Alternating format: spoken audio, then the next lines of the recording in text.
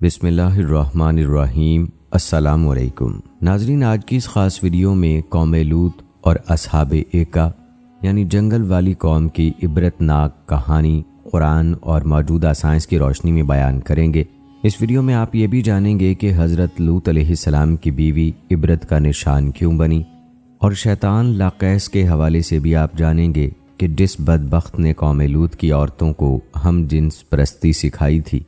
बल्कि वीडियो के आखिर में हज़रत शुएब अलैहिस्सलाम की कौम असहाब एका के हवाले से भी आपको बताएंगे कि ये कौम किस दरख्त की पूजा करती थी और उन पर कौन सा अजाब आया। तो आपसे गुजारिश है कि हमारी आज की इस वीडियो को आखिर तक लाजमी देखिएगा। तो चलिए नाजरीन, आगाज़ करते हैं अपनी आज की इस वीडियो का, और सबसे पहले ज़िक्र करते हैं हज़रत लूत अलैहिस्सलाम के ज़माने का। नाजरीन, ये बिल्कुल वही ज़माना है जो हज़रत इब्राहीम अलैहिस्सलाम का था। हज़रत लूत अलैहिस्सलाम को हज़रत इब्राहीम अलैहिस्सलाम के एक नवाही इलाके में पैगंबर बनाकर भेजा गया था। ये लोग, जैसा कि कुरान मजीद हमें बताता है, बदफेली की आदत बद में मुब्तला थे, जो उस वक्त तक की दुनिया में एक नामालूम अमल शुमार होती थी। जब हज़रत लूत अलैहिस्सलाम ने उन लोगों को बदफेली से रोका और उन्हें अल्लाह ताला की जानिब से तंबीह पहुँचाई, तो उन्होंने हज़रत लूत अलैहिस्सलाम को पैगंबर मानने और कोई भी नसीहत कबूल करने से इनकार कर दिया और गैर फितरी फ़ेल से शुगल जारी रखा। आखिरकार अल्लाह ताला ने उन लोगों पर अजाब नाजिल किया और वो लोग एक इबरत अंगेज़ हादसे की बिना पर रूए ज़मीन से नेस्तो नाबूद हो गए। वो शहर जो कौम लूत का मस्कन था, उसे अहदनामा अतीक में सदूम यानी गुनाहगारों, बदफेलियाँ करने वालों का शहर लिखा गया है।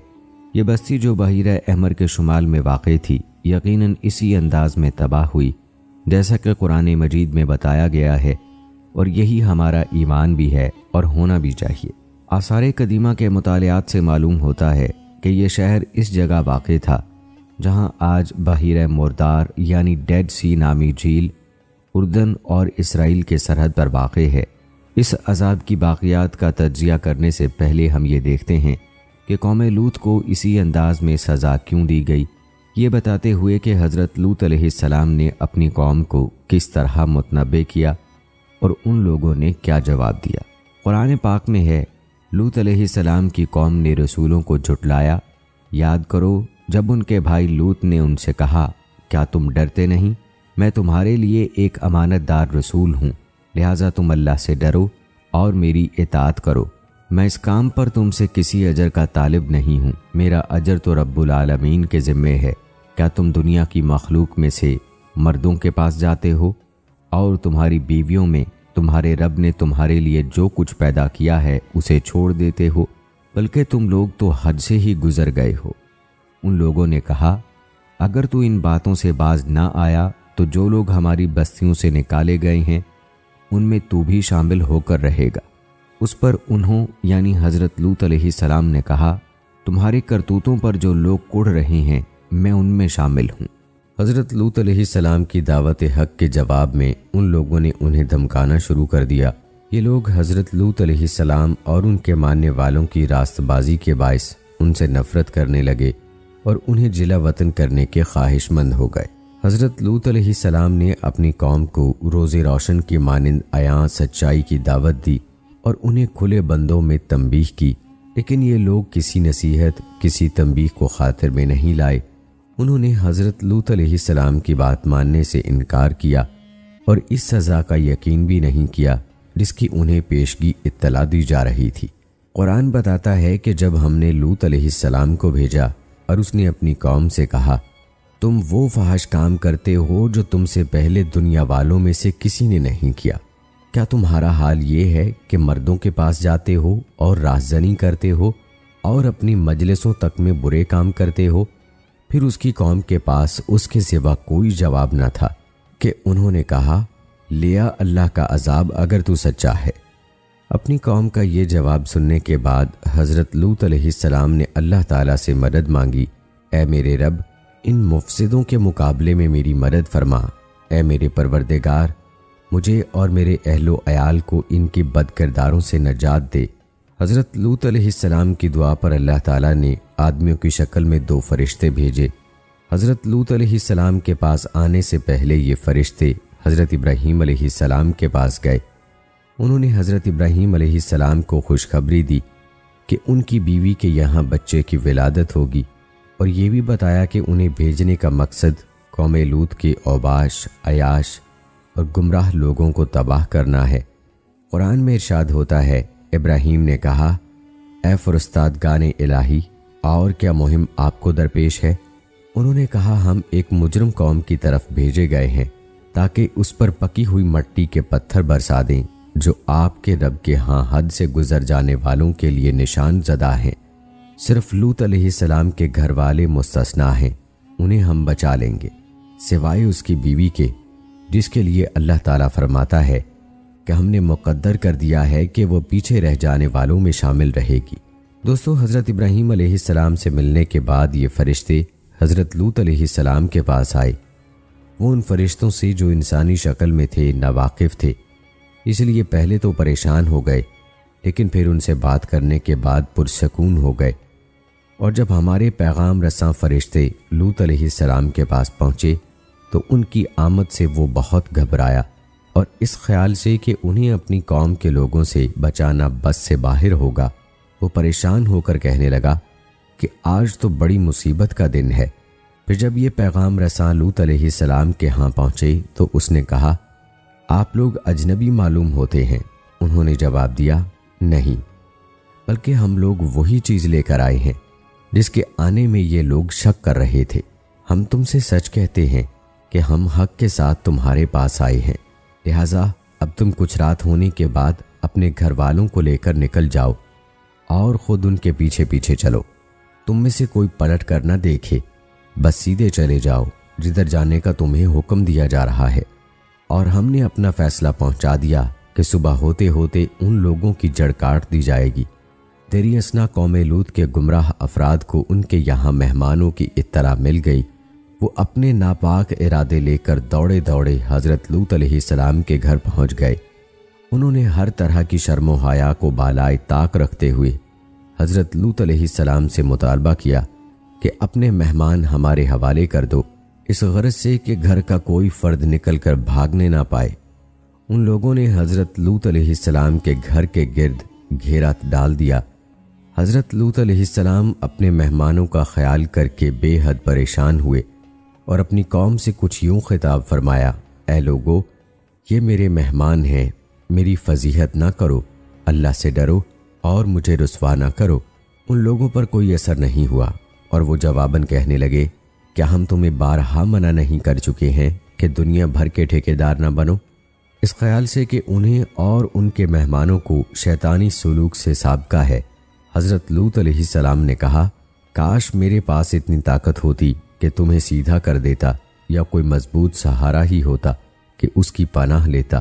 اس پر ان کے مہمانوں نے انہیں یاد دلایا کہ وہ اللہ تعالیٰ کی جانب سے بھیجے گئے پیغام رساں ہیں، اور انہیں تسلی دیتے ہوئے کہا، اے لوط، ہم تیرے رب کے بھیجے ہوئے فرشتے ہیں، یہ لوگ تیرا کچھ نہ بگاڑ سکیں گے، بس تو کچھ رات رہے اپنے اہل و عیال کو لے کر نکل جا، اور تم میں کوئی شخص پیچھے پلٹ کر نہ دیکھے، لیکن تیری بیوی پیچھے رہ جائے گی، کیونکہ اس پر بھی وہی کچھ گزرنے والا ہے جو ان لوگوں پر گزرے گا۔ ان کی تباہی کے لیے صبح کا وقت مقرر ہے، صبح ہوتے اب دیر ہی کتنی ہے۔ دوستو، آپ نے ملاحظہ فرمایا کہ جب قوم لوط کی سرکشی، گمراہی اور گناہ پر اصرار حد سے بڑھ گیا تو اللہ تعالیٰ نے اس پوری قوم کو نیست و نابود کر دیا، اور صرف حضرت لوط علیہ السلام اور ان کے ماننے والوں کو فرشتے بھیج کر بچا لیا۔ صبح کے وقت بستی کے گمراہ لوگوں کو ایک ہولناک و ہلاکت خیز حادثے یعنی عذاب الہی نے آ لیا، جس کی خبر حضرت لوط علیہ السلام انہیں پہلے ہی دے چکے تھے، اور پھر انہوں یعنی قوم لوط نے اسے یعنی حضرت لوط علیہ السلام کو اپنے مہمانوں کی حفاظت سے باز رکھنے کی کوشش کی۔ آخر کار ہم نے ان لوگوں کو اندھا کر دیا، اور انہوں نے سنا کہ اب میرے عذاب کا اور میری تنبیہات کا مزہ چکھو۔ صبح سویرے ہی ایک اٹل عذاب نے ان کو آ لیا، بلکہ قرآن میں اللہ تعالیٰ نے بیان فرمایا ہے کہ آخر کار پو پھڑتے ہی ان کو ایک زبردست دھماکے نے آن گھیرا، اور ہم نے اس بستی کو الٹ دیا اور ان پر پکی ہوئی مٹی کے پتھروں کی بارش برسا دی۔ اس واقعے میں ان لوگوں کے لیے بڑی نشانیاں ہیں جو صاحب فراست ہیں، اور وہ علاقہ جہاں یہ واقعہ پیش آیا تھا گزرگاہ عام پر واقع ہے۔ اس میں سامان عبرت ہے ان لوگوں کے لیے جو ایمان والے ہیں۔ پھر جب ہمارے فیصلے کے عمل میں آنے کا وقت آ پہنچا تو ہم نے اس بستی کو الٹ دیا اور اس پر پکی ہوئی مٹی کے پتھر تابڑ توڑ تہ در تہ بوچھاڑ کی شکل میں برسائے، جن میں سے ہر پتھر تیرے رب کی یہاں نشان زدہ تھا، اور ظالموں سے یہ سزا کچھ دور نہیں۔ پھر باقی ماندہ لوگوں کو ہم نے تباہ کر دیا اور ان پر برسائی پکے ہوئے پتھروں کی ایک برسات، بڑی ہی بری بارش تھی جو ان ڈرائے جانے والوں پر نازل ہوئی۔ یقیناً اس میں ایک نشانی ہے، مگر ان میں سے اکثر ماننے والے نہیں۔ اور یہ حقیقت ہے کہ تیرا رب زبردست بھی ہے اور بے حد رحیم بھی۔ یہ گمراہ لوگ تباہ ہو گئے اور صرف ایک گھرانے کے بقدر حضرت لوط علیہ السلام اور ان کے ماننے والے لوگ بچا لیے گئے۔ حضرت لوط علیہ السلام کی بیوی ان کے ماننے والوں میں نہیں تھی، لہٰذا اسے بھی انہی لوگوں کے ساتھ نیست و نابود کر دیا گیا، اور لوط علیہ السلام کو ہم نے پیغمبر بنا کر بھیجا۔ پھر یاد کرو جب اس نے اپنی قوم سے کہا، کیا تم ایسے بے حیا ہو گئے ہو کہ وہ فحش کام کرتے ہو جو تم سے پہلے دنیا میں کسی نے نہیں کیا؟ تم عورتوں کو چھوڑ کر مردوں سے اپنی خواہش پوری کرتے ہو۔ حقیقت یہ ہے کہ تم بالکل ہی حد سے گزر جانے والے لوگ ہو۔ مگر اس قوم کا جواب اس کے سوا کچھ نہ تھا۔ نکالو ان لوگوں کو اپنی بستیوں سے، بڑے پاک باز بنتے ہیں۔ آخرکار ہم نے لوط علیہ السلام اور اس کے گھر والوں کو بجز اس کی بیوی کے جو پیچھے رہ جانے والوں میں تھی بچا کر نکال دیا، اور اس قوم پر برسائی پکے پتھروں کی ایک بارش۔ پھر دیکھو کہ ان مجرموں کا کیا انجام ہوا۔ اور یوں حضرت لوط علیہ السلام اور ان کا گھرانہ ان کی بیوی کو چھوڑ کر بچا لیا گیا۔ عہد نامہ عتیق میں ہے کہ یہ باقی ماندہ لوگ بعد ازاں حضرت ابراہیم علیہ السلام کے پاس ہجرت کر گئے۔ جہاں تک سرکش نافرمان اور گمراہ قوم لوط کے لوگوں کا تعلق ہے تو انہیں اور ان کی رہائش گاہوں تک کو صفحہ ہستی سے حرف غلط کی مانند مٹا دیا گیا۔ بحیرہ مردار میں واضح نشانیاں موجود ہیں۔ سورہ ہود کی 82ویں آیت میں واضح طور پر بیان کیا گیا ہے کہ قوم لوط پر نازل کردہ عذاب کی نوعیت کیا تھی۔ جب ہمارے فیصلے کے عمل میں آنے کا وقت آ گیا تو ہم نے اس بستی کو الٹ دیا اور اس پر پکی ہوئی مٹی کے پتھروں کی تابڑ توڑ تہ در تہ بوچھاڑ کی شکل میں بارش کر دی۔ قرآن کا یہ کہنا کہ اس بستی کو الٹ دیا یہ ظاہر کرتا ہے کہ وہ پورا علاقہ ایک زبردست و شدید زلزلے کے ذریعے مکمل طور پر تباہ کر دیا گیا تھا۔ اسی کی مطابقت میں جھیل لوط یعنی بحیرہ مردار جہاں یہ تباہی وقوع پذیر ہوئی تھی، اس حادثے کی واضح شہادتیں لیے ہوئے ہے۔ جرمن ماہر آثار قدیمہ ورنر کیلر کہتا ہے، اس زبردست دراڑ کے ساتھ جو عین اس علاقے سے گزرتی ہے، موجودہ درہ صدیم بشمول صدوم و گمراہ نام کے علاقہ جات ہزاروں برس قبل ایک دن اتھاہ گہرائی میں دھنس گئے۔ اس تباہی کی وجہ ایک طاقتور زلزلہ تھا جس کی تکمیل غالباً دھماکوں، بجلی کڑکنے، قدرتی گیس کے زمین سے اخراج اور بڑے پیمانے پر پھیلی عمومی آتش زدگی کے ساتھ ہوئی۔ در حقیقت جھیل لوط یا بحیرہ مردار زلزلیاتی خطے کے بالکل اوپر واقع ہے، یعنی وہ علاقہ جہاں زلزلوں کا خطرہ موجود رہتا ہے۔ بحیرہ مردار کی بیس ارضیاتی اعتبار سے ایک ایسی ساخت کے ساتھ ہے جو نیچے کی سمت جا رہی ہے اور اس کی جڑیں قشر ارض کی پلیٹ میں ہیں۔ اسے ارضیات کی اصطلاح میں ٹیکنیکل روٹڈ ڈاؤن فال کہا جاتا ہے۔ یہ وادی ایک ارضیاتی تناؤ کے درمیان میں واقع ہے جو شمال میں تبریہ جھیل اور جنوب میں اربا وادی تک پھیلا ہوا ہے۔ زیر بحث آیت کے آخری حصے میں یہ بیان کہ اس پر پکی ہوئی مٹی کے پتھروں کے تابڑ توڑ تہ در تہ بوچھاڑ کی شکل میں بارش کر دی، ہر لحاظ سے آتش فشانی دھماکے ہی کی طرف اشارہ کرتا ہے جو موجودہ بحیرہ مردار کے کناروں پر ہوا تھا۔ اس کی وجہ سے جو چٹانیں اور پتھر ہوا میں اڑے وہ سخت گرم اور پکی ہوئی حالت میں تھے۔ سورہ شعراء کی 173ویں آیت میں یہی واقعہ ان الفاظ میں بیان کیا گیا، اور ان پر برسائی پکے ہوئے پتھروں کی ایک برسات، بڑی ہی بری بارش تھی جو ان ڈرائے جانے والوں پر نازل ہوئی۔ اسی موضوع کے حوالے سے ورنر کیلر کہتا ہے، زیر زمین یعنی ارضیاتی سرگرمیوں کی بنا پر ان خوفناک آتش فشانی قوتوں کا اخراج ہوا جو دراڑ کی لمبائی کے ساتھ ساتھ ایک پہاڑ سے خوابیدہ حالت میں موجود تھیں۔ بوشن کے نزدیک بالائی وادی اردن میں ابھی بھی معدوم آتش فشانوں کے اونچے گڑھے موجود ہیں۔ علاوہ ازیں یہاں لاوے کی عظیم مقداریں اور بسالٹ کی دبیز تہیں چونے، پتھر، لائم سٹون پر مبنی سطح کے اوپر جم چکی ہیں۔ لاوے اور بسالٹ کی یہ تہیں اس آتش فشانی دھماکے اور زلزلے کی کھلی شہادت ہیں جو یہاں پر کبھی رونما ہو چکا ہے۔ یہی ہے وہ پکے ہوئے پتھروں کی تابڑ توڑ اور تہ در تہ بوچھاڑ کی شکل میں ہونے والی برسات۔ جیسا کہ قرآن فرماتا ہے، ہلاکت خیز آفت یعنی عذاب الہی یقینی طور پر آتش فشانی دھماکہ ہی رہا ہوگا، باقی اللہ ہی بہتر جانتا ہے۔ اس آیت میں جب ہمارے فیصلے کے عمل میں آنے کا وقت آ پہنچا تو ہم نے اس بستی کو الٹ دیا۔ یقیناً ایک زلزلے کا اشارہ ہے جس کی وجہ سے سطح زمین پر آتش فشاں پھٹ پڑے اور ان کے بھیانک اثرات ظاہر ہوئے۔ زمین شک ہو گئی اور آتش فشانی راکھ بشمول پتھر اور چٹان برسنے لگے۔ اس کی پوری حقیقت اللہ ہی کے علم میں ہے۔ واضح نشانیاں جو بحیرہ مردار جھیل لوط سے ظاہر ہوتی ہیں واقعتاً وہ بہت دلچسپ ہیں۔ عام طور پر قرآن میں جن واقعات کا تذکرہ ہے وہ مشرق وسطیٰ، جزیرہ نما عرب اور مصر میں وقوع پذیر ہوئے تھے۔ ان تمام سرزمینوں کے عین وسط میں بحیرہ مردار ہے۔ جھیل لوط اور اس کے اطراف کے علاقہ جات میں ہونے والے واقعات ارضیاتی توجہ کے طالب ہیں۔ یہ جھیل بحیرہ روم کی سطح سے 400 میٹر نیچے ہے۔ اب چونکہ خود اس جھیل کا سب سے گہرا مقام جھیل کی اپنی سطح سے 400 میٹر مزید نیچے ہے، تو اس کا مطلب یہ نکلتا ہے کہ جھیل لوط کی تہ بحیرہ روم کی سطح کے مقابلے میں 800 میٹر کی پستی پر ہے۔ یہ زمین پر یعنی خشکی کے بیچ پست ترین مقام ہے۔ سطح سمندر سے پستی پر واقع دوسرے مقامات کی زیادہ سے زیادہ گہرائی 100 میٹر تک ہے۔ جھیل لوط بحیرہ مردار کی ایک اور خاصیت جو اس کی وجہ شہرت بھی ہے، اس کے پانی میں نمک کی غیر معمولی طور پر زائد مقدار ہے جو تقریباً 30% ہے۔ یہی وجہ ہے کہ اس جھیل میں کوئی جاندار خواہ وہ مچھلی ہو یا کیڑا زندہ نہیں رہ سکتا۔ علاوہ ازیں اس جھیل میں لہریں بھی نہیں اٹھتیں۔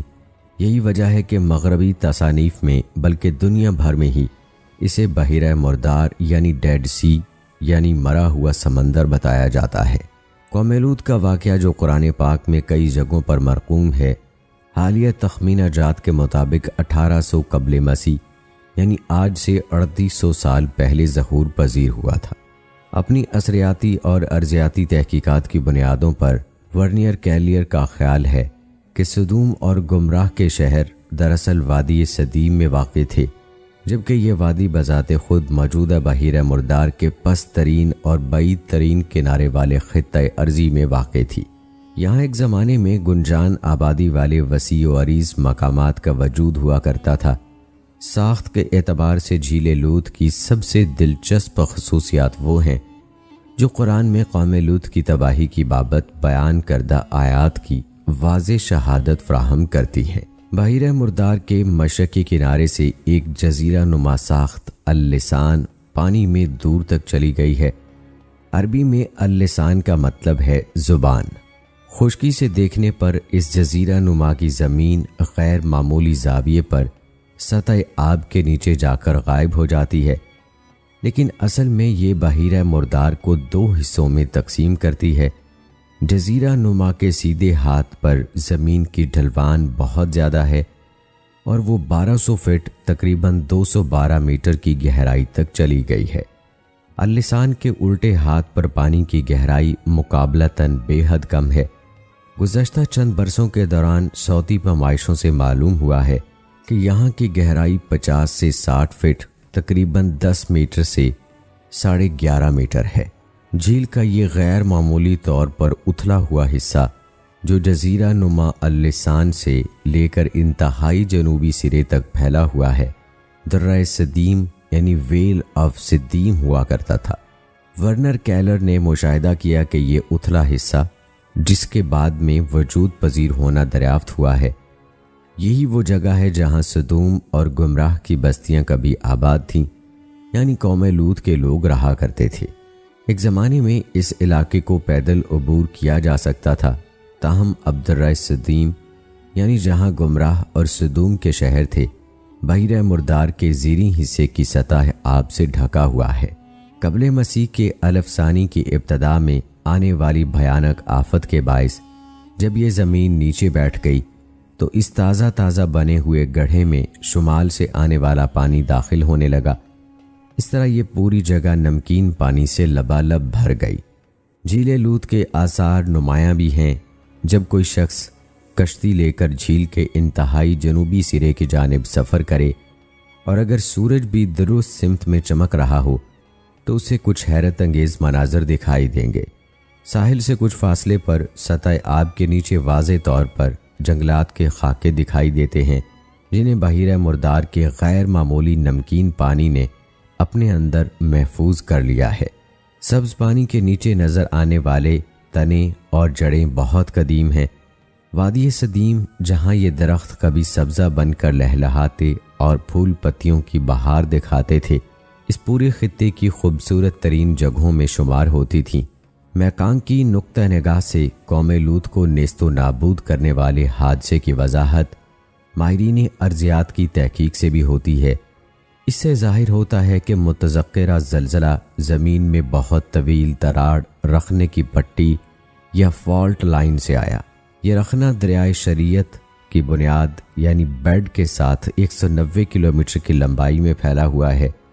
دریائے شریعت کی اپنی مجموعی گہرائی 180 میٹر سے زیادہ نہیں ہے۔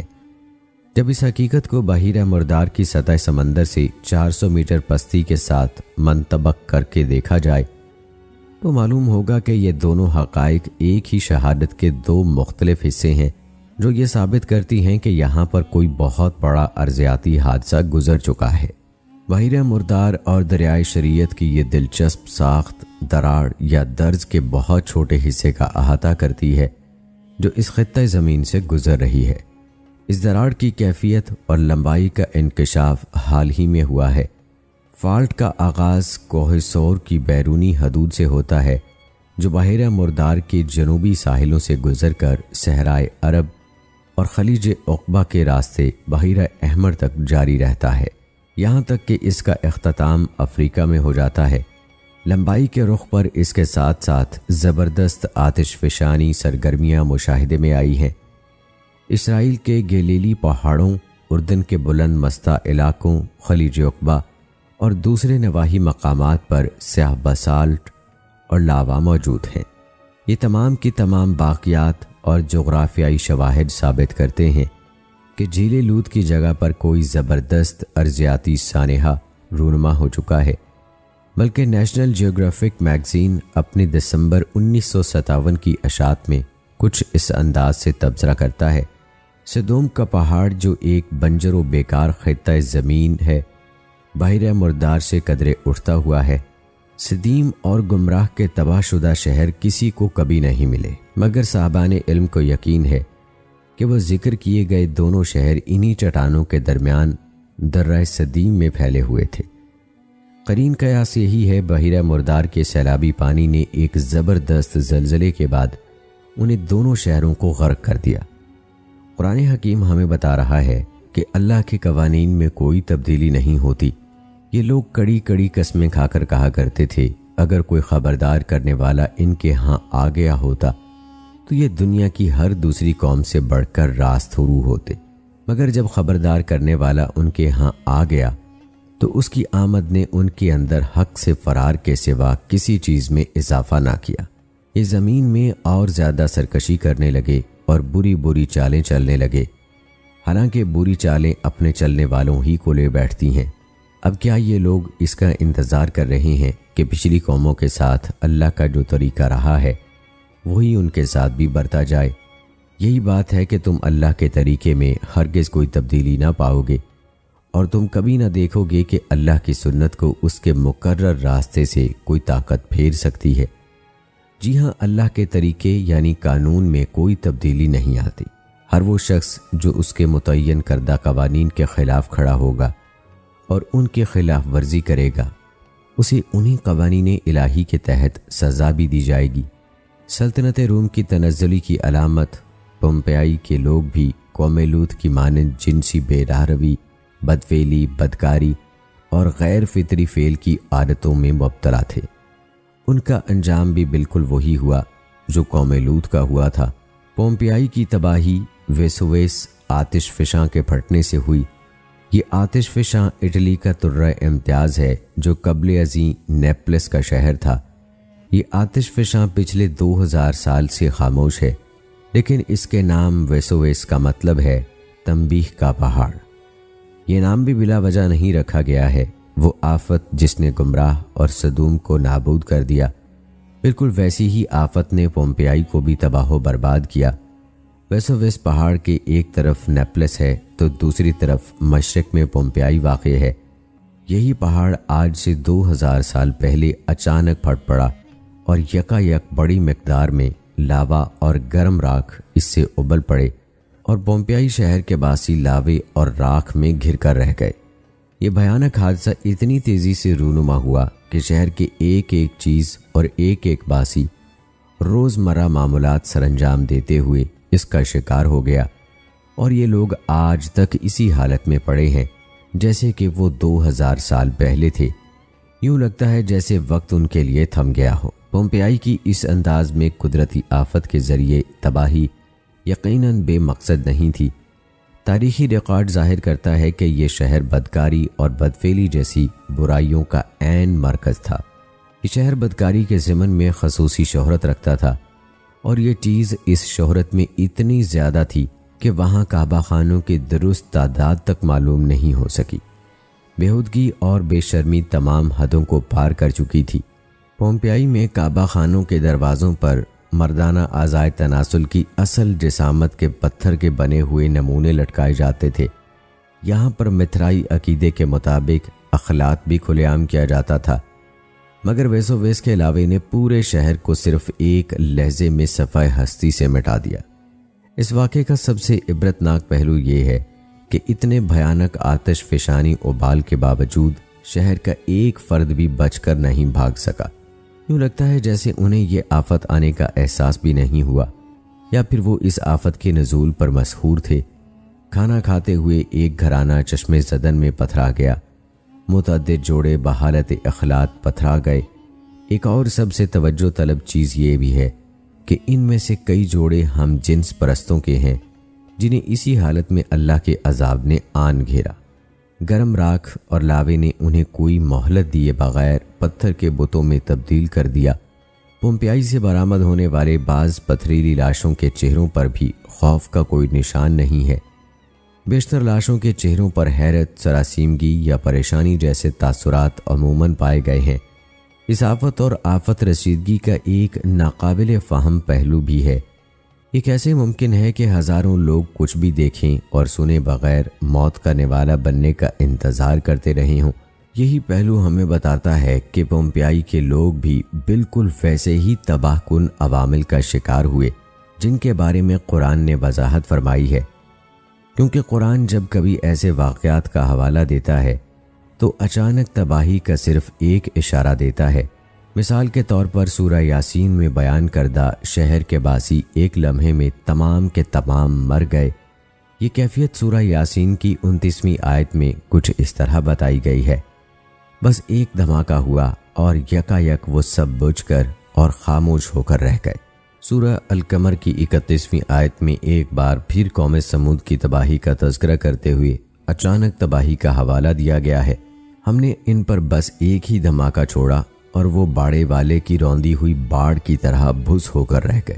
پومپیائی کے لوگوں کی موت بھی ایسی ہی سرعت رفتاری کے ساتھ ہوئی جس کا تذکرہ پہلے آیات میں کیا گیا ہے۔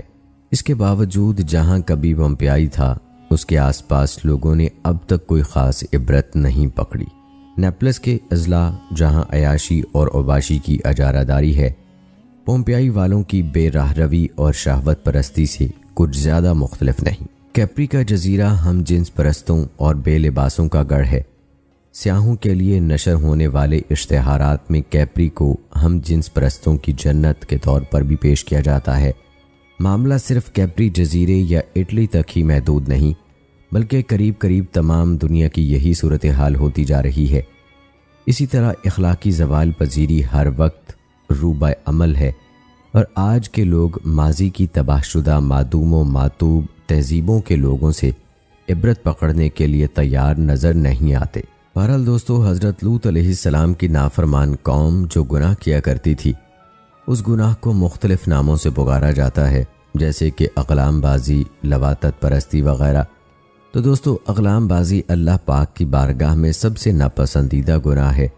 اس کا اندازہ آپ اس بات سے لگا سکتے ہیں کہ حضرت سلیمان علیہ السلام نے ایک مرتبہ شیطان سے پوچھا، اللہ پاک کو سب سے بڑھ کر کون سا گناہ ناپسند ہے؟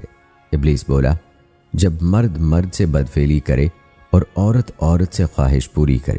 حضرت وقی رضی اللہ تعالی عنہ سے مروی ہے، جو شخص قوم لوط کی طرح بدفعلی کرے گا اور توبہ کیے بغیر مرے گا تو تدفین کے بعد اسے قوم لوط کے قبرستان میں منتقل کر دیا جائے گا اور اس کا حشر قوم لوط کے ساتھ ہوگا۔ حضرت ابو سعید خدری رضی اللہ تعالی عنہ سے مروی ہے، آخری زمانے میں کچھ لوگ لوطیہ کہلائیں گے، اور یہ 3 طرح کے ہوں گے۔ ایک وہ جو بشہوت صرف مردوں کی صورت دیکھیں گے اور ان سے بات چیت کریں گے، دوسرے وہ جو ان سے ہاتھ ملائیں گے اور گلے بھی ملیں گے، اور تیسرے وہ جو ان کے ساتھ بدفعلی کریں گے۔ ان سبھی پر اللہ پاک کی لعنت ہے، مگر وہ جو توبہ کر لیں گے تو اللہ پاک ان کی توبہ قبول فرمائے گا اور وہ گناہوں سے بچے رہیں گے۔ دوستو، اس گناہ میں مبتلا لوگوں کو امرد بھی کہتے ہیں، اور ہر ایک امرد بھی جہنم کا حقدار ہے۔ امرد سے دوستیاں کرنے والے شیطان کے وار سے خبردار رہیں۔ اگر امرد رضامندی سے یا پیسوں یا نوکری وغیرہ کے لالچ میں بدفعلی کروائے گا تو وہ بھی گناہگار اور جہنم کا حقدار ہے۔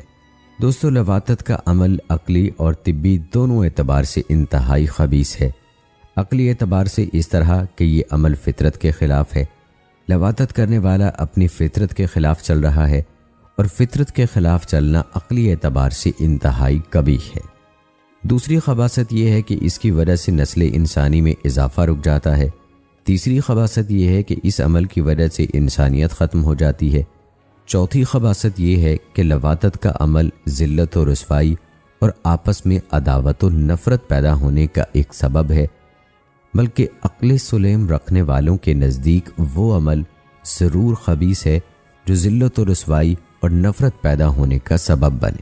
یہ بدکاری تمام جرموں سے بڑا جرم ہے۔ اس جرم کی وجہ سے قوم لوط پر عذاب آیا جو دوسری عذاب پانے والی قوموں پر نہ آیا۔ دوستو، ہم جنس پرستی کا یہ قصہ تفاسیر کے کتب میں یوں بیان ہوا ہے کہ سدوم کے آس پاس 5 نہایت خوبصورت شہر آباد تھے، جن میں سے ہر ایک کی آبادی 1 لاکھ نفوس سے زیادہ ہی تھی۔ یہ علاقے نہایت سرسبز و شاداب اور قدرت کی فیاضی کا حسین شاہکار تھے۔ باغات کی کثرت تھی تو لہلہاتے کھیت یہاں کے باسیوں کی ضروریات سے کہیں زیادہ تھے، اور یہی وجہ تھی کہ قرب و جوار کی بستیوں کے باسی بھی اپنی معاشی و غذائی ضروریات کے لیے ان بستیوں کا رخ کیا کرتے، مگر یہ بات ان بستیوں کے لوگوں کو بالکل بھی پسند نہ تھی۔ ان کے خیال میں ان کی بستیوں میں پیدا ہونے والے پھلوں، اناج اور سبزیوں پر صرف انہی کا حق ہے۔ ان کی شدید خواہش تھی کہ دوسری بستیوں کے لوگ ان کے علاقوں میں نہ آئیں، لیکن یہ انہیں منع کرنے سے بھی ڈرتے تھے۔ جب کوئی قوم اللہ کی دی ہوئی نعمتوں کا شکر ادا کرنے کی بجائے غرور و تکبر اور عادات بد میں مبتلا ہو جائے تو ایسے لوگوں کے دل و دماغ پر شیطان قابض ہو جاتا ہے، اور پھر یہ ابلیس کے نقش قدم پر چلنے لگتے ہیں۔ لہٰذا ایک دن بستی کے لوگ باہر سے آنے والوں کو روکنے کے طریقہ کار پر غور و خوض کر رہے تھے کہ لاقیس بن ابلیس ایک بزرگ کی شکل میں ان کی محفل میں آیا اور کہا، اگر تم ان سے پیچھا چھڑانا چاہتے ہو تو میرے کہنے پر عمل کرو۔ اجنبی بزرگ کی یہ بات سب نے نہایت توجہ سے سنی اور طریقہ بتانے پر اصرار کیا، تو لاقیس بن ابلیس نے کہا کہ کل بتاؤں گا۔ دوسرے دن بدبخت لاقیس بن ابلیس خود ایک خوبصورت نوعمر لڑکے کے بھیس میں آیا اور انہیں اپنی عورتوں کی بجائے مردوں کے ساتھ فعل بد کرنا سکھایا۔ اس طرح لاقیس بن ابلیس کے کہنے پر اس بدکاری کے موجد یہی ملعون لوگ تھے، انہوں نے شیطان کی ایما پر ایک ایسا گناہ ایجاد کیا جس کا اولاد آدم میں اس سے پہلے کسی کو خیال تک نہیں آیا تھا۔ لاقیس بن ابلیس نے ان لوگوں سے کہا کہ اگر تم لوگ مہمانوں کی آمد سے نجات چاہتے ہو تو اس کی تدبیر بس یہی ہے کہ زبردستی اس کے ساتھ بدفعلی کرو۔ لہٰذا سب سے پہلے لاقیس بن ابلیس خود ایک خوبصورت لڑکے کی شکل میں ظاہر ہوا تھا اور اپنے ساتھ ان لوگوں سے خوب بدفعلی کرائی۔ پھر رفتہ رفتہ اس برے کام کے یہ لوگ اس قدر عادی ہو گئے کہ عورتوں کو چھوڑ کر مردوں سے اپنی شہوت پوری کرنے لگے۔ یہی وہ وقت تھا کہ جب اللہ تعالیٰ نے حضرت لوط علیہ السلام کو نبی بنا کر اس قوم کی اصلاح کے لیے بھیجا۔ حضرت لوط علیہ السلام نے ان کو توحید کی دعوت دی اور بے ہدہ حرکات سے منع فرمایا۔ قرآن پاک میں اللہ تعالیٰ فرماتے ہیں کہ لوط کو یاد کرو جب انہوں نے اپنی قوم سے کہا کہ تم بے حیائی کے کام کیوں کرتے ہو؟ کیا تم عورتوں کو چھوڑ کر لذت حاصل کرنے کے لیے مردوں کی طرف مائل ہوتے ہو؟ حقیقت یہ ہے کہ تم احمق لوگ ہو۔ دوستو، حضرت لوط علیہ السلام اپنی قوم کی عادت بد کی وجہ سے بڑے فکر مند رہتے اور دن رات انہیں نصیحت و تبلیغ کرتے رہتے، لیکن قوم پر اس کا کوئی اثر نہ ہوا، بلکہ وہ مزید ڈھٹائی اور ہٹ دھرمی کے ساتھ فخری انداز میں یہ کام کرنے لگے۔ اس کے ساتھ ہی وہ حضرت لوط علیہ السلام کے ساتھ بھی سخت رویہ رکھتے اور ان کی باتوں کا مذاق اڑاتے۔ ارشاد باری تعالیٰ ہے، اور قوم لوط نے بھی پیغمبروں کو جھٹلایا جب ان سے ان کے بھائی لوط نے کہا کہ تم کیوں نہیں ڈرتے، میں تو تمہارا امانت دار پیغمبر ہوں، تو اللہ سے ڈرو اور میرا کہنا مانو، اور میں تم سے اس کام کا بدلہ نہیں مانگتا، میرا بدلہ اللہ رب العالمین کے ذمے ہے۔ کیا تم اہل عالم میں سے لڑکوں پر مائل ہوتے ہو اور تمہارے پروردگار نے جو تمہارے لیے تمہاری بیویاں پیدا کی ہیں ان کو چھوڑ دیتے ہو؟ حقیقت یہ ہے کہ تم حد سے نکل جانے والے ہو۔ انہیں حضرت لوط علیہ السلام کا سمجھانا برا لگتا تھا۔ قصہ مختصر قرآن کریم میں ارشاد ہے کہ انہوں نے لوط علیہ السلام سے ان کے مہمانوں کو لینا چاہا تو ہم نے ان کی آنکھیں اندھی کر دیں۔ ابھی صبح کا آغاز ہی ہوا تھا کہ اللہ تعالیٰ کے حکم سے حضرت جبرائیل علیہ السلام نے بستی کو اپنے پر سے اکھیڑا اور پھر اپنے بازو پر رکھ کر آسمان پر چڑھ گئے، حتیٰ کہ آسمان والوں نے بستی کے کتوں کے بھونکنے اور مرغوں کے بولنے کی آوازیں سنی۔ پھر اس بستی کو زمین پر دے مارا، جس کے بعد ان پر پتھروں کی بارش ہوئی۔ ہر پتھر پر مرنے والے کا نام لکھا ہوا تھا۔ جب یہ پتھر ان کو لگتے تو سر پاش پاش ہو جاتے۔ صبح سویرے شروع ہونے والا یہ عذاب اشراق تک پوری بستی کو نیست و نابود کر چکا تھا۔ اگر کوئی شخص بستی سے باہر تھا تو اسے وہ پتھر اسی جگہ جا لگا جہاں وہ تھا۔ اللہ تعالیٰ نے قرآن پاک میں فرمایا، پھر جب ہمارا حکم پہنچا تو ہم نے وہ بستیاں الٹ دیں اور اس زمین پر کھنگر کے پتھر برسانا شروع کیے جو لگاتار گر رہے تھے، جس پر تمہارے رب کی طرف سے خاص نشان بھی تھے، اور وہ ظالموں سے کچھ دور نہیں۔ قوم لوط کی ان خوبصورت بستیوں کو اللہ تعالیٰ نے ایک انتہائی بدبودار اور سیاہ جھیل میں تبدیل کر دیا، جس کے پانی سے رہتی دنیا تک کوئی فائدہ نہیں اٹھایا جا سکتا۔ سمندر کے اس خاص حصے میں کوئی جاندار مچھلی، مینڈک وغیرہ زندہ نہیں رہ سکتا، اسی لیے اسے بحیرہ مردار کہا جاتا ہے۔ جیسا کہ پہلے بیان کیا کہ کچھ سال پہلے بحیرہ مردار کے ساحل پر قوم لوط کی بستیوں کے بعض تباہ شدہ آثار ظاہر ہوئے، جبکہ اللہ تعالیٰ نے 1400 برس پہلے قرآن کریم میں فرما دیا تھا کہ ہم نے اس بستی کو کھلی عبرت کی نشانیاں بنا دیا ان لوگوں کے لیے جو عقل رکھتے ہیں۔ اور دوستو، اگر موجودہ دور کی بات کی جائے، بڑے افسوس سے کہنا پڑتا ہے کہ لواطت پرستی موجودہ دور میں بھی ہے۔ علی حسن بروجردی نے اسی حوالے سے ایک کتاب لکھی تھی 1980 میں، جس کا اردو میں ترجمہ بھی کیا گیا۔ مصنف نے اس موضوع پر اپنے تجربات لکھے تھے، اور بڑی بدقسمتی سے بلوچستان میں لواطت پرستی بنسبت دوسرے علاقوں میں زیادہ ہے۔ یورپ میں اکثر جنیاتی کمزوریوں اور جنس کے تعین میں پیچیدگی کی وجہ سے یہ عام ہے، لیکن ہمارے یہاں اس کے دوسرے اسباب ہیں۔ اول تو جنسی گھٹن کی زیادتی ہے، چونکہ جنسی خواہشات کی سیرابی کے لیے شادی کا ادارہ قائم کیا گیا ہے، جس کے بعض مقاصد میں ایک جنسی آسودگی ہے، لیکن معاشرتی پیچیدگیوں، کیریئر کی فکر اور روایات نے شادی کو مشکل بنا دیا ہے، جس سے بقول فرائیڈ جنسی خواہشات اپنا دھارا بدل کر کہیں اور بہہ نکلتی ہیں۔ ہمارا معاشرہ چونکہ غربت زدہ ہے تو لواطت پرست پیسہ، موٹر سائیکل، موبائل اور سب سے زیادہ بٹیر کے جال میں پھنسا کر بچوں کو خراب کرتے ہیں۔ ٹین ایجز کے اتاولے پن سے فائدہ اٹھا کر یہ شکاری ان کا شکار کرتے ہیں۔ چونکہ خواہشات اندھی ہوتی ہیں، اس لیے اس میں پیشے اور رتبے کی قید نہیں، محترم پیشوں سے تعلق رکھنے والے بھی اس میں مبتلا ہیں۔ اب ذمہ داری 3 طبقوں پر عائد ہوتی ہے۔ اول والدین پر کہ اپنے بچوں کو صحیح تربیت دیں، ان کی جلد شادیاں کرائیں، بچوں پر گہری نظر رکھیں۔ دوسری اساتذہ کی کہ بچوں کو اس کے متعلق سمجھائیں۔ چھوٹے شہروں کے لوگ ایک دوسرے کو جانتے ہیں، بچوں کو غلط لوگوں کے بارے میں متنبع کریں۔ تیسری ذمہ داری ہمارے علماء کرام کی ہے کہ اپنے مواعظ میں ان باتوں پر کھل کر بات کریں، معاشرے کو ایجوکیٹ کریں، شادی کے راستے میں حائل روایتوں کی مذمت کریں اور ان کے خاتمے کے لیے اقدامات کریں تاکہ معاشرہ اجتماعی عذاب اور ذہنی پراگندگی سے محفوظ رہے۔ دوستو، یہاں آخر میں یہ بھی جان لیجئے کہ اگر کوئی مسلمان قوم لوط والا ہم جنس پرستی کا عمل کرے اور یہ اس کا مسلسل کام ہو اور وہ شخص مسلم ہو تو اس پر کیا حکم ہوگا؟ تو دوستو، قوم لوط والا عمل کرنا گناہ کبیرہ ہے۔ ایسا کام کرنے والا فاسق و فاجر یعنی خدا کا نافرمان ہے۔ اسے لواطت کے نقصانات اور عذاب کو سنا کر اس کام سے بچانے کی کوشش کرنی چاہیے۔ اس فعل بد کی وجہ سے عذاب الہی نازل ہوا کہ قوم لوط کی بستی الٹ گئی، پھر ان پر پتھروں کی بارش ہوئی۔ اسلامی حکومت میں اس کی سزا یہ ہے کہ اسے پہاڑ کی چوٹی سے گرا دیا جائے تاکہ وہ ہلاک ہو جائے۔ قیامت کے دن ایسے لوگ رسوا اور ذلیل ہو کر اٹھائے جائیں گے۔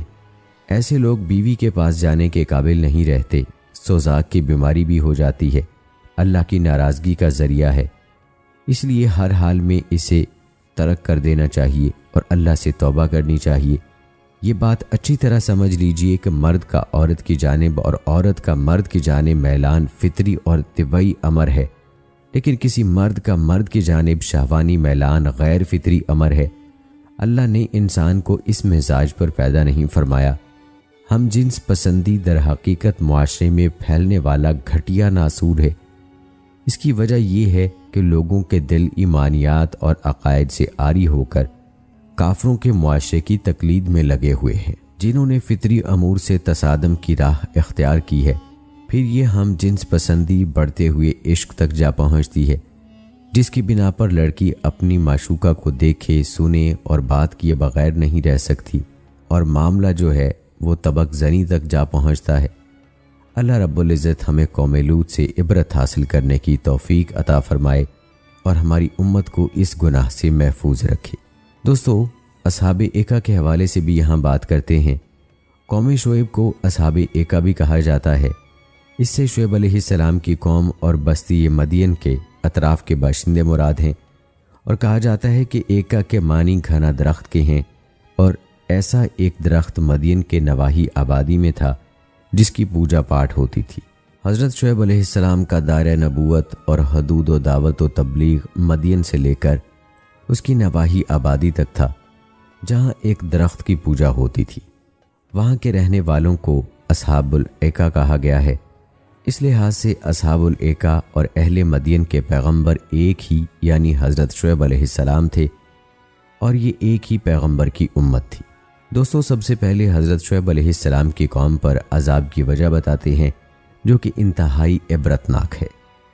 دوستو، حضرت شعیب علیہ السلام کی قوم کو اللہ پاک نے بے شمار نعمتوں سے نوازا تھا، جیسا کہ پھلدار باغات سے سرسبز و شاداب کھیت، مال و دولت کی کثرت اور جسمانی حسن و جمال، لیکن اس قوم نے ان نعمتوں پر اللہ تعالیٰ کا شکر گزار ہونے کی بجائے سرکشی کا راستہ اختیار کیا۔ اس بات کو اللہ پاک نے قرآن مجید میں ان الفاظ سے بیان کیا ہے، اور ہم نے مدین کی طرف اس کے بھائی شعیب کو بھیجا۔ اس نے کہا، اے میری قوم کے لوگو، اللہ کی بندگی کرو، اس کے سوا تمہارا کوئی معبود نہیں، اور ناپ تول میں کمی نہ کیا کرو۔ میں دیکھ رہا ہوں کہ تم خوشحال ہو، یعنی خدا نے تمہیں بہت کچھ دے رکھا ہے، بس کفران نعمت سے بچو۔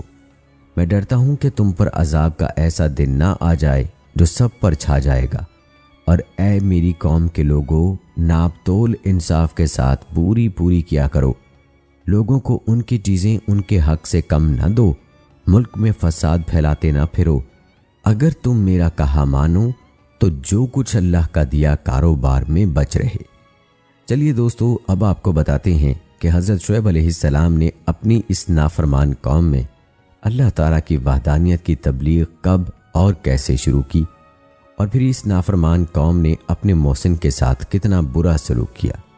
دوستو، حضرت شعیب علیہ السلام جب اپنی قوم میں مبعوث ہوئے تو انہوں نے دیکھا کہ خدا کی نافرمانی اور معصیت کا ارتکاب صرف افراد و احاد میں ہی نہیں پایا جاتا، بلکہ ساری قوم گرداب ہلاکت میں مبتلا ہے اور اپنی بدعمالیوں میں اس قدر سرمست و سرشار ہے کہ ایک لمحے کے لیے بھی ان کو یہ احساس نہیں ہوتا کہ یہ جو کچھ ہو رہا ہے معصیت اور گناہ ہے، بلکہ وہ اپنے ان اعمال کو باعث فخر سمجھتے ہیں۔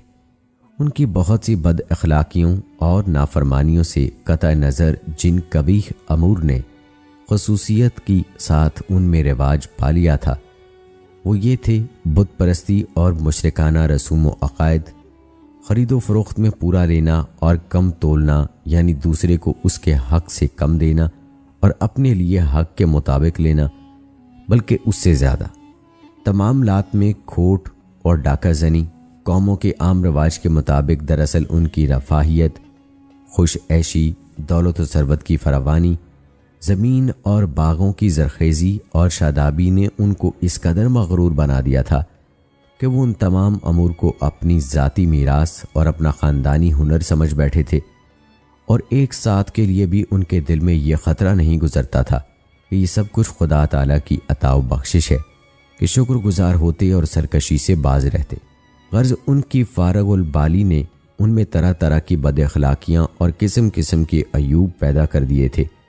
آخر غیرت حق حرکت میں آئی اور سنت اللہ کے مطابق ان کو راہ حق دکھانے، فسق و فجور سے بچانے اور امین و متقی اور بااخلاق بنانے کے لیے انہی میں سے ایک ہستی کو چن لیا اور شرف نبوت اور رسالت سے نواز کر اس کو دعوت اسلام اور پیغام حق کا امام بنایا۔ یہ ہستی حضرت شعیب علیہ السلام کی ذات گرامی تھی۔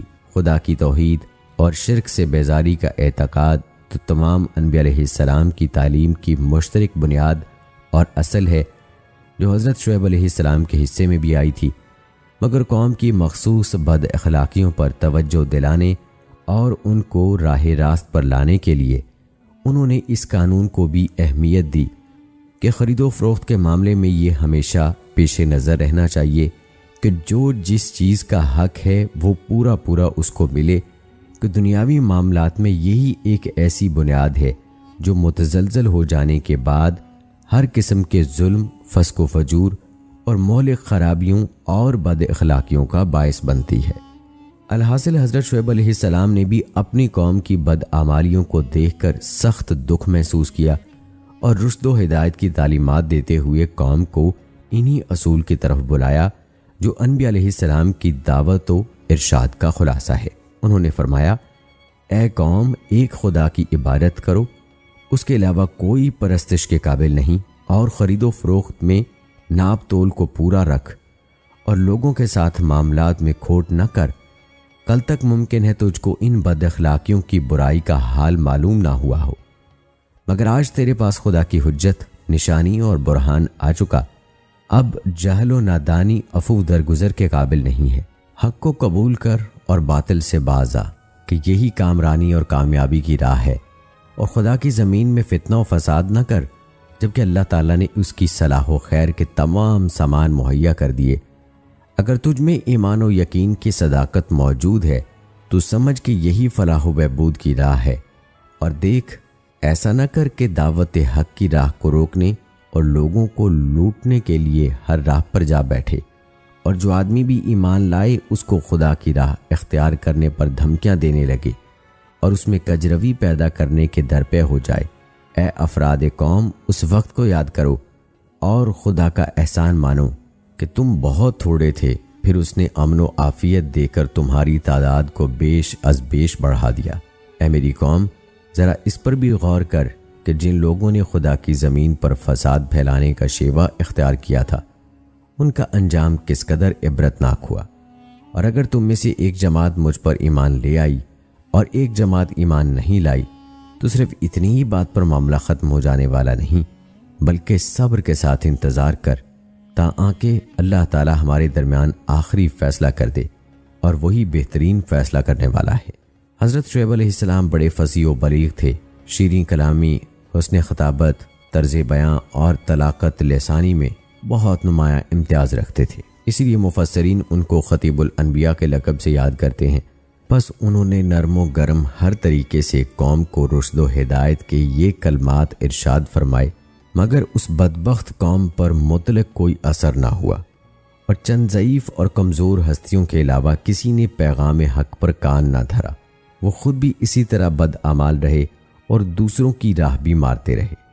وہ راستوں میں بیٹھ جاتے اور حضرت شعیب علیہ السلام کے پاس آنے جانے والوں کو قبول حق سے روکتے، اور اگر موقع لگ جاتا تو لوگوں کو لوٹ لیتے، اور اگر اس پر بھی کوئی خوش قسمت لبیک کہہ دیتا تو اس کو ڈراتے، دھمکاتے اور طرح طرح سے کجروی پر آمادہ کرتے۔ لیکن ان تمام باتوں کے باوجود حضرت شعیب علیہ السلام کی دعوت حق کا سلسلہ برابر جاری رہا۔ تو ان میں سے سربرآوردہ اشخاص کے جن کو اپنی شوکت و طاقت پر غرور تھا، حضرت شعیب علیہ السلام سے کہا، اے شعیب، دو باتوں میں سے ایک بات ضرور ہو کر رہے گی، یا ہم تجھ کو اور تجھ پر ایمان لانے والوں کو اپنی بستی سے نکال دیں گے، یا تم کو مجبور کریں گے کہ پھر ہمارے دین میں واپس آ جاؤ۔ حضرت شعیب علیہ السلام نے فرمایا، اگر ہم تمہارے دین کو غلط اور باطل سمجھتے ہوں تو تب بھی زبردستی مان لیں، یہ تو بڑا ظلم ہے، اور جبکہ ہم کو خدا تعالیٰ نے تمہارے اس دین سے نجات دے دی تو پھر ہم اس کی طرف لوٹ جائیں، تو اس کا مطلب تو یہ ہوگا کہ ہم نے جھوٹ بول کر خدا تعالیٰ پر بہتان باندھا۔ یہ ناممکن ہے۔ ہاں، اگر اللہ کی جو کوئی ہمارا پروردگار ہے یہی مرضی ہو تو وہ جو چاہے گا کرے گا۔ ہمارے رب کا علم تمام اشیاء پر چھایا ہوا ہے، ہمارا تو صرف اسی پر بھروسہ ہے۔ اے ہمارے پروردگار، تو ہمارے اور ہماری قوم کے درمیان حق اور سچائی کے ساتھ فیصلہ کر دے، تو ہی بہتر فیصلہ کرنے والا ہے۔ قوم کے سرداروں نے جب شعیب علیہ السلام کا عزم و استقلال دیکھا تو ان سے روئے سخن پھیر کر اپنی قوم کے لوگوں سے کہنے لگے، خبردار، اگر تم نے شعیب علیہ السلام کا کہنا مانا تو تم ہلاک و برباد ہو جاؤ گے۔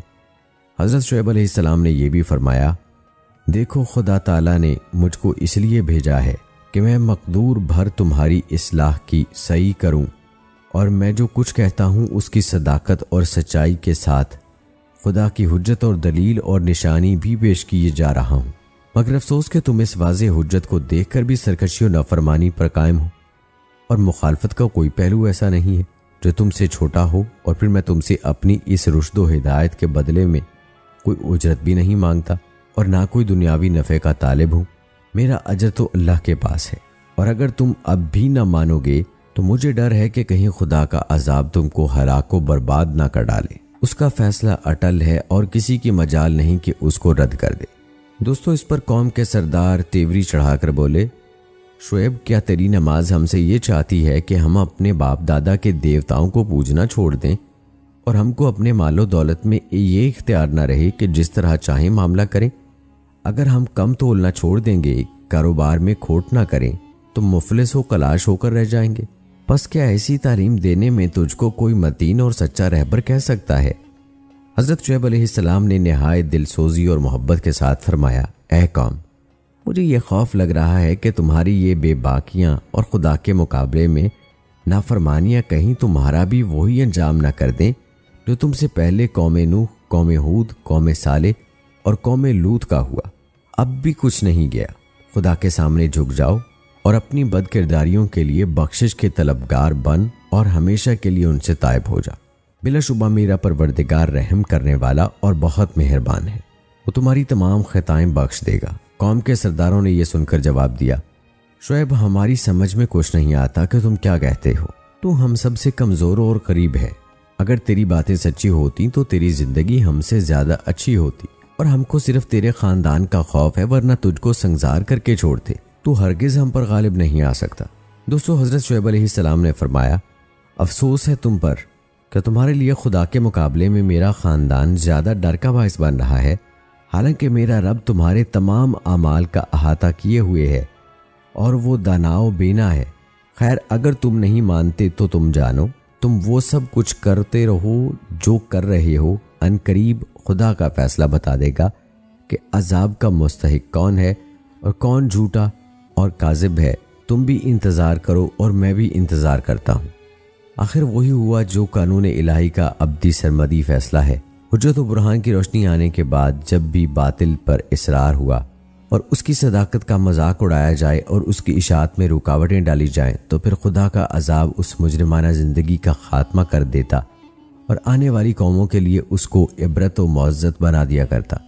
دوستو، قوم شعیب کو حضرت شعیب علیہ السلام کی طرف سے دی گئی اس دعوت حق کو قرآن پاک میں بھی بیان کیا گیا ہے، جس کا ترجمہ ہے: شعیب نے کہا، اے میری قوم کے لوگوں، کیا تم نے اس بات پر غور نہیں کیا کہ اگر میں اپنے پروردگار کی طرف سے ایک دلیل روشن رکھتا ہوں اور اس کے فضل و کرم کا یہ حال ہوگا کہ اچھی سے اچھی روزی عطا فرما رہا ہو، تو پھر بھی میں چپ رہوں اور تمہیں راہ حق کی طرف نہ بلاؤں؟ اور میں یہ نہیں چاہتا کہ جس بات سے تمہیں روکتا ہوں اسے تمہیں تو روکوں اور خود اس کے خلاف چلوں۔ میں تمہیں جو کچھ کہتا ہوں اسی پر عمل بھی کرتا ہوں۔ میں اس کے سوا کچھ نہیں چاہتا کہ جہاں تک میرے بس میں ہے اصلاح حال کی کوشش کروں۔ میرا کام بنتا ہے تو اللہ ہی کی مدد سے بنتا ہے۔ میں نے اسی پر بھروسہ کیا اور اسی کی طرف رجوع کرتا ہوں۔ اور اے میری قوم کے لوگوں، میری ضد میں آ کر کہیں ایسی بات نہ کر بیٹھنا کہ تمہیں بھی ویسا ہی معاملہ پیش آ جائے جیسا قوم نوح کو یا قوم صالح کو پیش آ چکا ہے، قوم ہود کو پیش آ چکا ہے، قوم لوط کو پیش آ چکا ہے۔ تم سے کچھ دور نہیں، اور دیکھو اللہ سے اپنے گناہوں کی معافی مانگو اور اس کی طرف لوٹ جاؤ۔ میرا پروردگار بڑی رحمت والا، بڑا ہی محبت والا ہے۔ دوستو، اس دعوت حق میں حضرت شعیب علیہ السلام کی قوم کے جواب کو بھی اللہ پاک نے قرآن مجید میں بیان کیا ہے، جس کا ترجمہ ہے: لوگوں نے کہا، اے شعیب، تم جو کچھ کہتے ہو اس میں سے کچھ باتیں ہماری سمجھ میں نہیں آتی، اور ہم دیکھ رہے ہیں کہ تم ہم لوگوں میں ایک کمزور آدمی ہو۔ اگر تمہارے ساتھ تمہاری برادری کے آدمی نہ ہوتے تو ہم ضرور تمہیں سنگسار کر دیتے۔ تو ناظرین کرام، قرآن مجید میں ہے کہ نافرمانی اور سرکشی کی پاداش میں قوم شعیب کو دو قسم کے عذاب نے آ گھیرا، ایک زلزلے کا عذاب اور دوسرا آگ کی بارش کا عذاب۔ یعنی جب وہ اپنے گھروں میں آرام کر رہے تھے تو یک بیک ایک ہولناک زلزلہ آیا، اور ابھی یہ ہولناکی ختم نہ ہوئی تھی کہ اوپر سے آگ برسنے لگی، اور نتیجہ یہ نکلا کہ صبح کو دیکھنے والوں نے دیکھا کہ کل کے سرکش اور مغرور آج گھٹنوں کے بل اوندے جھلسے ہوئے پڑے ہیں۔ اس بات کو قرآن مجید میں اللہ پاک نے ان الفاظ میں بیان کیا ہے: پھر آ پکڑا ان کو زلزلے نے، پس صبح کو رہ گئے اپنے اپنے گھروں کے اندر اوندھے پڑے۔ ناظرین، قرآن مجید میں اللہ پاک اس عذاب کی مزید تفصیل یوں بیان کی ہے: پھر انہوں نے شعیب کو جھٹلایا، پس آ پکڑا ان کو بادل والے عذاب نے جس میں آگ تھی، بے شک وہ بڑے ہولناک دن کا عذاب تھا۔ ناظرین، اس طرح اللہ تعالیٰ نے اس نافرمان قوم کو عذاب میں مبتلا کر کے صفائی ہستی سے مٹا دیا اور ہمارے لیے نشان عبرت بنایا۔ ناظرین، اس قوم میں جو گناہ کثرت سے پایا جاتا تھا، آج ہم بھی اس گناہ کو اختیار کیے ہوئے ہیں۔ اس لیے ہمیں چاہیے کہ اپنی زندگی کو اسلامی اصولوں پر استوار کریں تاکہ دنیا و آخرت میں قوم شعیب کی طرح رسوا نہ ہوں۔ تو ناظرین کرام، یہ تھی ہماری آج کی ویڈیو۔ امید کرتے ہیں کہ آپ کو پسند آئی ہوگی۔ ہماری آج کی اس ویڈیو کے متعلق اپنی رائے کا اظہار کمنٹ باکس میں لازمی کیجیے گا۔ مجھے اگلی ویڈیو تک کی اجازت دیں۔ فی امان اللہ۔